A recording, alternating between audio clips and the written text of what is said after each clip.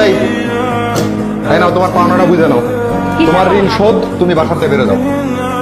তোমার ঋণ শোধ, তুমি বাসা থেকে বের হয়ে যাও। কি আছে এর ভিতর? তুমি খুলে দেখো, তোমার পাওনাটা ঠিক মতো বুঝে নাও। টাকা? এগুলো কিসের টাকা? কিসের টাকা তুমি বুঝতে পারতেছো না? কিসের টাকা বুঝতে পারতেছো না? না তো, কিসের টাকা আনছো তুমি? বুঝতেছো না? ভালো করে দেখো, এক একটা 1 লাখ টাকার বান্ডিল। বুঝতেছো না? আবার মনে পড়তেছে না? এখনো মনে পড়তেছে না? এখনো মনে পড়তেছে না? কিসের পাওনা? আমি তো তোমার কাছে তোমার সাথে আমার কাবিন হয়েছিল কত? 3 লাখ। তোমার 3 লাখ তোমাকে বুঝাই দিছি, 3 লাখ টাকার 3টা বান্ডিল বুঝাই দিছি। এখন আমার বাসা থেকে বেরো। বাসা থেকে বেরো। কম হয়ে গেছে? নাও আরো 50,000 দিলাম। তাই না? আরো 50,000 টাকা দিলাম। নাও। কি বলো তুমি? এসব কি বলো? 3 লাখের জায়গায় 3,50,000 দিলাম। এখন আমার বাসা থেকে বের হয়ে যাও। এখন তো আমি যা খুশি তাই করতে পারি। মেয়েদেরকে বিয়ে করার সময় কাবিন নিয়ে তো ঝামেলা হয় কিসের জন্য? আমার বিয়ের জন্য 10 লাখ টাকা কাবিন দিতে হবে। 10 লাখ টাকা কাবিন ছাড়া বিয়ে হবে না।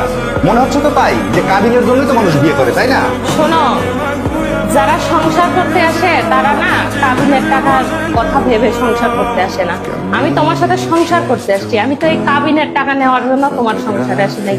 তোমার টাকা তুমি নাও, আমার কোনো কাবিনের টাকার দরকার নাই। আমি তোমার সাথে আসছি সারা জীবন তোমার সাথে থাকার জন্য। কাবিনের টাকা নিয়ে আমি কি করব? তো তোমার কাছে কাবিনের টাকা গুরুত্বপূর্ণ না? আমার কাছে আমার সংসার, আমার স্বামী, আমার সন্তান এগুলো গুরুত্বপূর্ণ। টাকা তো কাগজের নোট, আজ আছে কাল নাই। এটা দিয়ে আমি কি করবো? কি 3.5 লাখ টাকা তুমি এভাবে ছুড়ে ফেলে দিলা? এই 3.5 লাখ টাকা হয়তোবা অনেকের কাছেই অনেক মূল্যবান, তবে আমার কাছে আমার সংসার, আমার স্বামী সব থেকে বেশি মূল্যবান।